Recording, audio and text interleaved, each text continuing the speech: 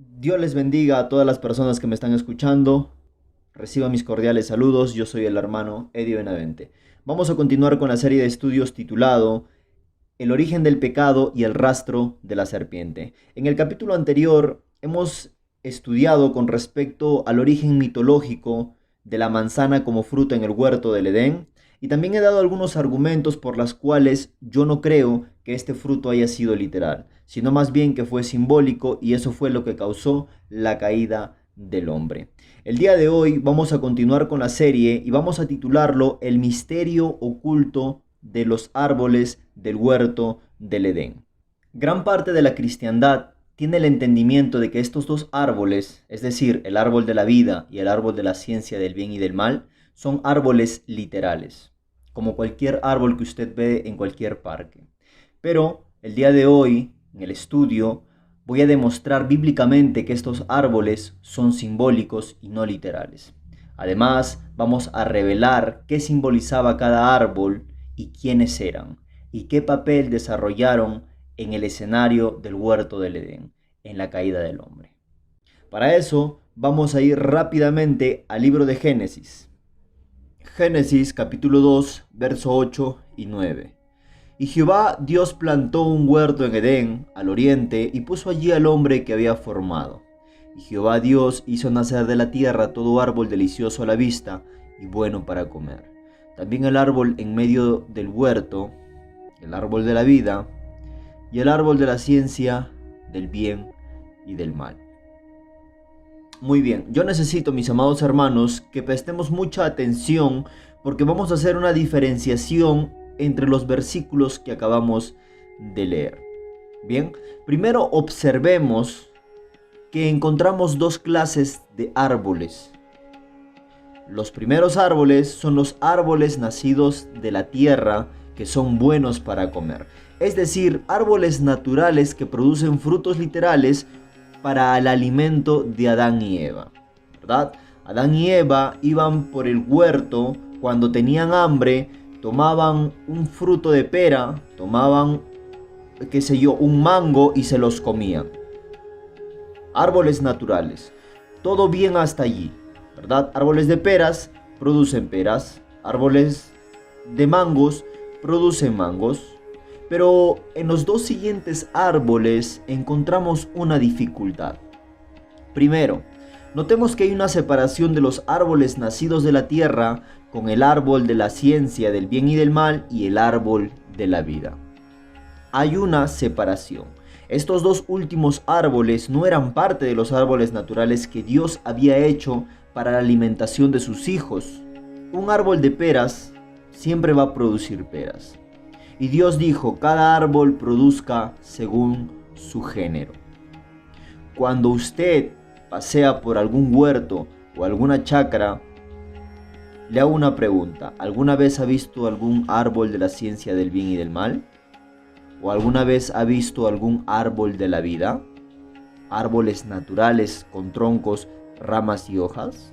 Si de repente hubiera un árbol de la vida, tendría que producir frutos que cuando usted lo ingiera le dé vida. Por otro lado, un árbol de la ciencia tendría que producir frutos que cuando usted lo coma le conceda el poder de la sabiduría, ¿verdad? Porque ciencia es conocimiento. Entonces ese fruto, al usted comerlo, tendría que producirle conocimiento y entendimiento. Y no existe, repito nuevamente, no existen árboles naturales que produzcan tales cosas. Entonces es lógico que el significado de estos árboles consiste o va más allá de la simple conclusión de troncos, ramas y hojas. Por lo tanto, estos árboles, mi amado hermano, tienen que ser simbólicos, porque no hay árboles naturales que produzcan tales cosas. Y existe una clave hermenéutica que nos hará más fácil poder entender esto. Un símbolo puede representar una o varias realidades. Esta es la clave hermenéutica. Esta es la herramienta que vamos a utilizar para poder encontrar el significado correcto al árbol de la ciencia del bien y del mal y al árbol de la vida, ¿verdad? Un símbolo, recuerden, un símbolo puede representar una o varias realidades. Bien, las Sagradas Escrituras emplea parábolas ¿verdad? Utiliza proverbios, símbolos y muchas ilustraciones tomadas de la vida diaria para permitirnos comprender mejor las profundas verdades divinas. Ahora, definamos qué es un símbolo. El símbolo es un objeto o un ser que representa un concepto abstracto, invisible, por alguna semejanza o correspondencia. Pongamos un ejemplo. Imagínese usted a un perro. Yo le pregunto, ¿qué puede simbolizar un perrito? La fidelidad, ¿verdad? La fidelidad. El perrito no es la fidelidad, pero sin embargo simboliza la fidelidad. ¿Por qué? Porque recordemos que un símbolo es un objeto o un ser. En este caso, el perrito es un ser que está representando un concepto abstracto, invisible. ¿Cuál es? La fidelidad, por su semejanza a la virtud de este animal. Porque la mayor virtud de un perrito es ser fiel. Entonces, sin ningún problema, este animalito puede representar la fidelidad, puede simbolizar la fidelidad. Vayamos a otro ejemplo. El símbolo universal de la paz.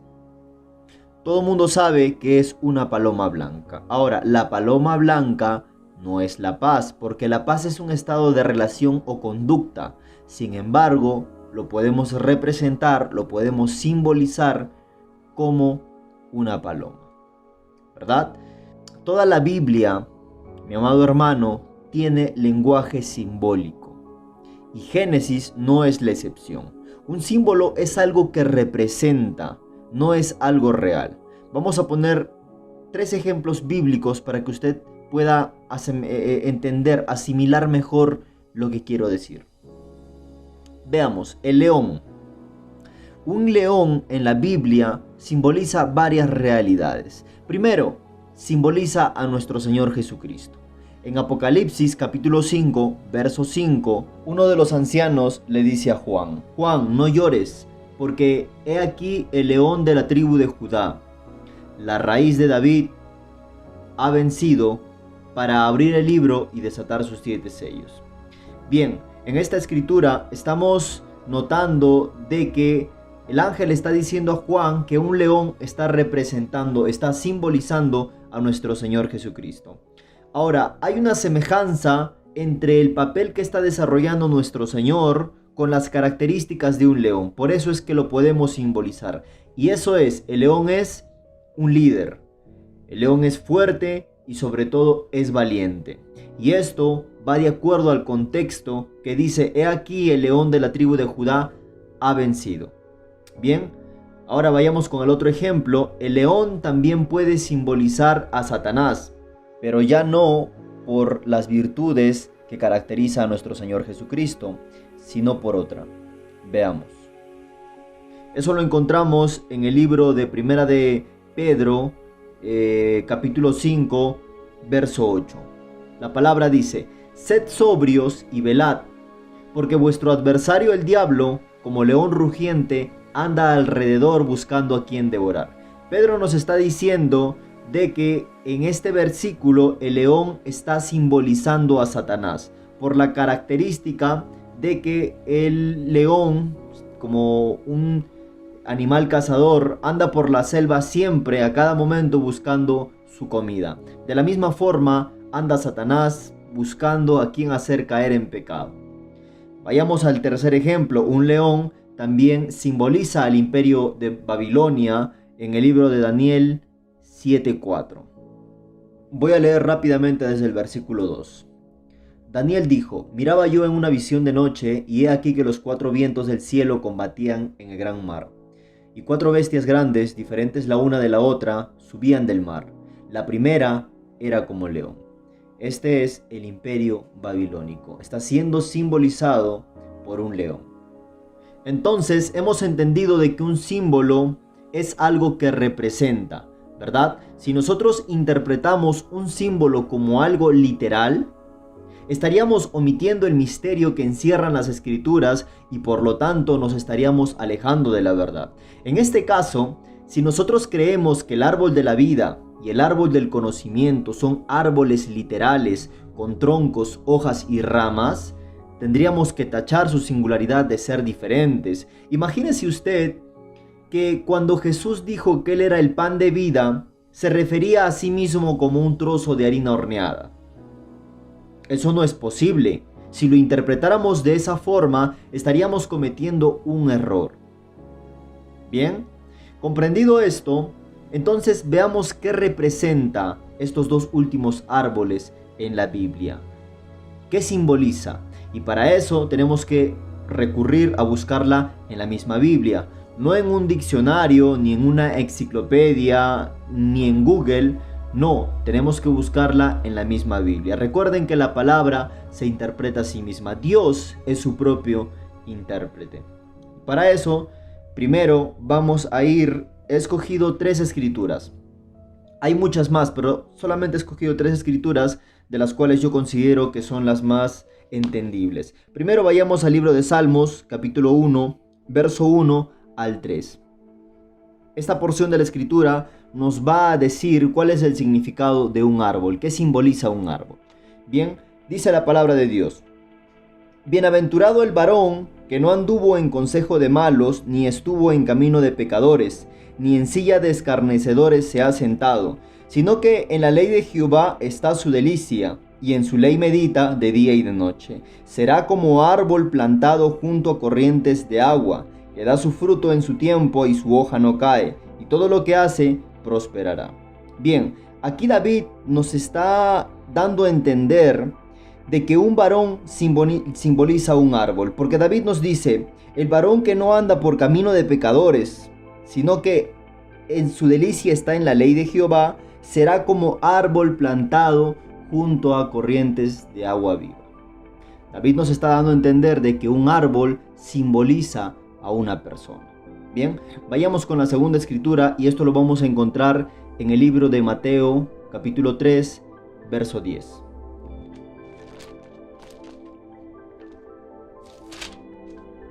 Vamos a leer desde el verso 7 al verso 10 para poder entender un poco el contexto.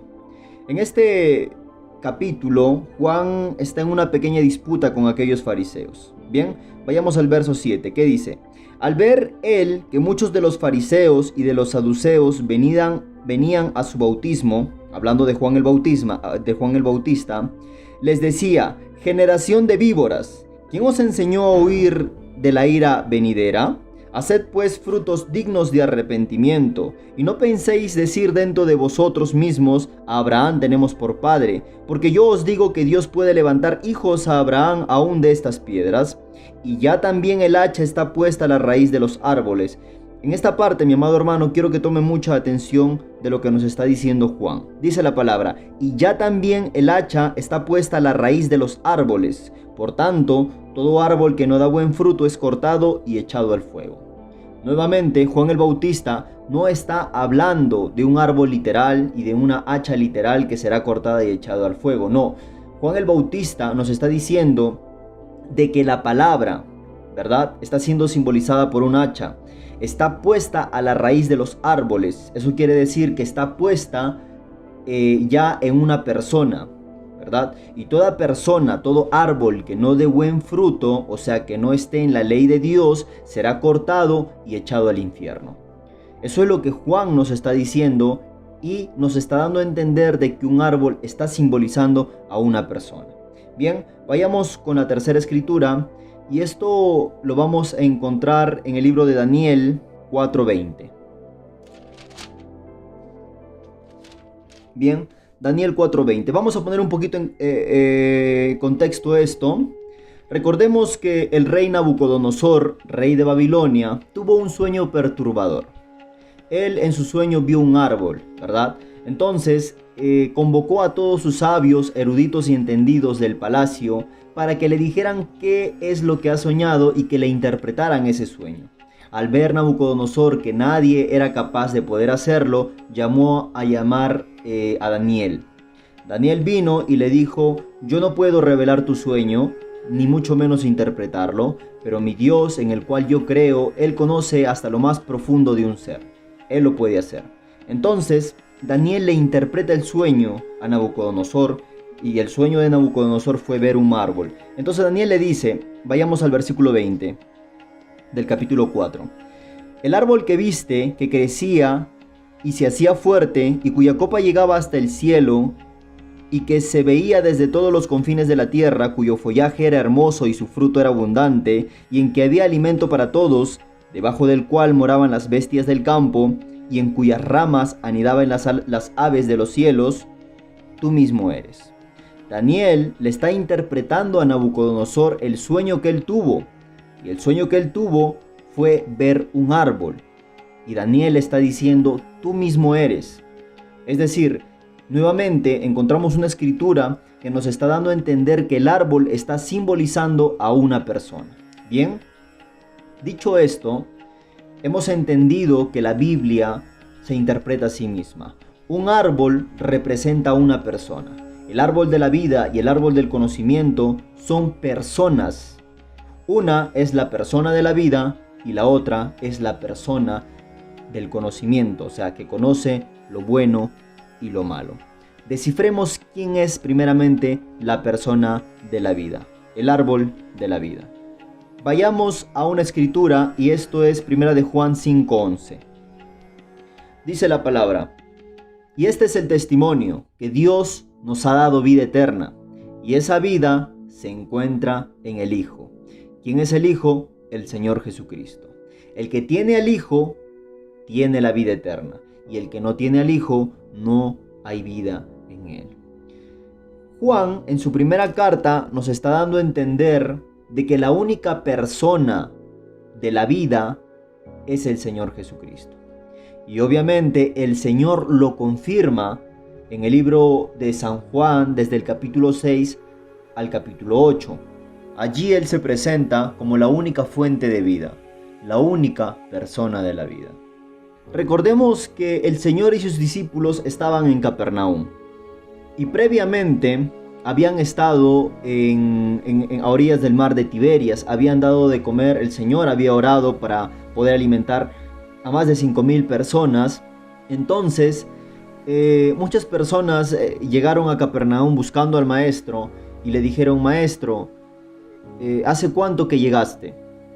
Y el Señor Jesús les dijo, de cierto os digo que ustedes no me buscan por las señales que yo les he dado, sino más bien ustedes me están buscando porque han comido hasta saciarse.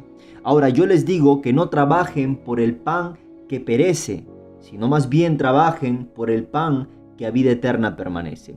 Y ese pan les dará el Hijo del Hombre, a quien Dios lo ha señalado y lo ha señalado. Aquellas personas le dijeron, Señor, nuestros padres comieron maná en el desierto dado por Moisés. Y el Señor les dijo, ese pan no les dio Moisés, el pan lo dio Dios. Pero sus padres comieron, eso es verdad, del maná en el desierto, pero murieron. Mas el pan que yo les daré, les dará vida eterna. Muchas personas le dijeron, Señor, queremos de ese pan. Y el Señor les dijo, yo soy el pan de vida. El que come mi carne y bebe mi sangre, tendrá vida en él. Muchas personas en ese momento, muchos de sus seguidores, se alborotaron por los dichos del Señor, porque decían, ¿cómo nos puede decir que comamos su carne y bebamos su sangre? Nosotros no somos caníbales ni nada por el estilo. Ellos estaban malentendiendo al Señor. Ellos pensaban que lo estaba diciendo de forma literal. El Señor sabía quiénes le iban a creer. El Señor sabía quiénes podían entender lo que Él estaba diciendo. Muchas personas quedaron decepcionadas y se fueron.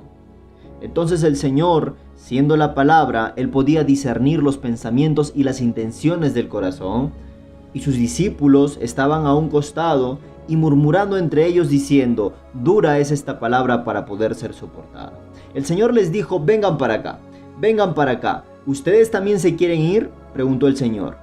Y a lo que Pedro respondió, ¿a dónde iremos, Señor, si solo tú tienes palabras de vida eterna? ¿A dónde iremos, Señor, si solo tú eres la única fuente de vida eterna? Nuevamente, este contexto nos está enseñando que el Señor Jesucristo es la persona de la vida, la única persona de la vida.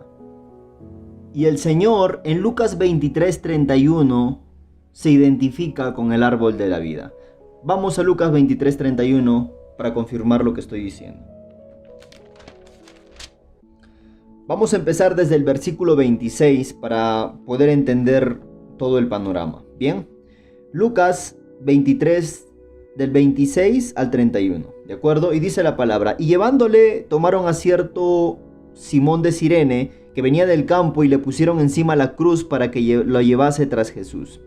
Y le seguía gran multitud del pueblo, y de mujeres que lloraban hacían lamentación por él. Pero Jesús, vuelto hacia ellas, les dijo: hijas de Jerusalén, no lloréis por mí, sino más bien llorad por vosotras mismas y por vuestros hijos. Porque he aquí vendrán días en que dirán: bienaventuradas las estériles, y los vientres que no concibieron, y los pechos que no criaron. Entonces comenzarán a decir a los montes: caed sobre nosotros, y a los collados: cubridnos. Porque si en el árbol verde hacen estas cosas, en el seco, ¿qué no se hará?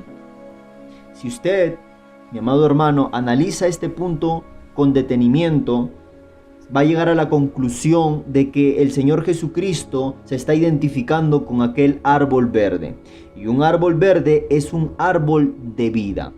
Porque el Señor Jesús está diciendo: si al árbol verde, es decir, si al árbol de la vida, yo que soy inocente, yo que soy un santo, me hacen estas cosas, ¿qué no le espera al árbol seco? Es decir, ¿qué no le espera a las personas que están sumidas en sus pecados? Nuevamente estamos encontrando otra escritura que nos dice que el Señor Jesucristo es aquel árbol de vida. Claro que sí, y el Señor estaba allá en el huerto del Edén. Él era el árbol que estaba en medio del huerto. Aquellos fariseos en el libro de San Juan, en el capítulo 8, ¿verdad? Le dijeron: ¿acaso te crees tú más grande o más antiguo que nuestro padre Abraham? Y el Señor les dijo: Abraham vio mi día y se gozó. De cierto les digo, que antes de que Abraham fuese, yo soy. Él era cuando Dios formó al mundo. Él era cuando Dios hizo crecer árboles y arbustos allá en el Edén. Él estaba allí cuando Dios creó a Adán y Eva. Allí estaba Él, el árbol de la vida, el Señor Jesucristo. En ese tiempo Él era la palabra, el verbo, el logos. Aún no era Jesús, porque Jesús vino a ser cuando se hizo carne por medio del nacimiento virginal a través de María. Bien, entonces ya hemos descifrado quién es el árbol de la vida. El árbol de la vida es la persona de la vida, y este es nada más ni nada menos que nuestro Señor Jesucristo. Ahora vayamos a encontrar el significado, vayamos a descifrar quién es el árbol de la ciencia del bien y del mal. El árbol de la ciencia del bien y del mal tiene que ser la persona que conoce lo bueno y lo malo, porque ciencia es conocimiento, ¿verdad?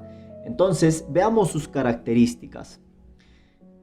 ¿Quién conocía lo malo en ese momento si hasta entonces no había maldad aún en la tierra?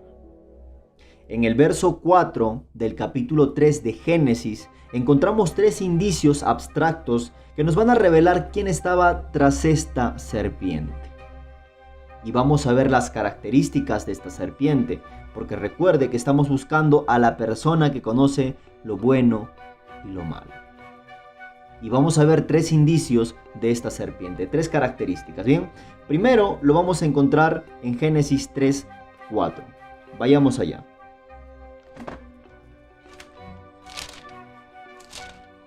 Vamos a empezar desde el verso 2 hasta el verso 4 para poder entender un poquito este contexto. Bien, dice la palabra: y la mujer respondió a la serpiente: del fruto de los árboles del huerto podemos comer. Eso quiere decir del fruto de los árboles naturales, ¿verdad? Como le hemos explicado en un principio. El verso 3 dice: pero del fruto del árbol que está en medio del huerto, dijo Dios, no comeréis, ni le tocaréis para que no muráis. Entonces la serpiente le dijo a la mujer: oiga bien, hermano, no moriréis. ¿Qué le parece? No moriréis. La serpiente le está diciendo a Eva: no vas a morir. ¿Cómo es que esta criatura conocía de muerte si hasta el momento no había entrado la muerte en la tierra? Entonces encontramos que este animal, esta serpiente, conocía lo malo. Porque, a ver, siendo la creación de Dios, obviamente conocía lo bueno, claro, pero también conocía de muerte. Eso quiere decir que conocía lo malo. Tenemos el primer indicio de este ser que tiene el conocimiento de lo bueno y lo malo. Ahora, usted me dirá, pero hermano, la serpiente no es una persona. Bueno, eso lo vamos a comprobar dentro de un momento. Vamos a ver sus características también, ¿verdad? Vayamos al segundo indicio. El segundo indicio lo vamos a tomar de la misma porción. No moriréis. Si ustedes se dan cuenta, analizando este contexto, la serpiente está insinuando que Dios es el que está mintiendo. Ahora yo les pregunto a ustedes, ¿quién miente? ¿Dios o la serpiente? Obviamente la serpiente está mintiendo porque Dios le había dicho previamente al hombre que moriría si comía de ese fruto. Y la serpiente le está diciendo, no, no vas a morir. Pero encontramos algo extraño, porque ¿acaso no dijo Dios que toda su creación era buena en gran manera? La serpiente por sí misma no podría haber mentido, porque toda su creación era buena en gran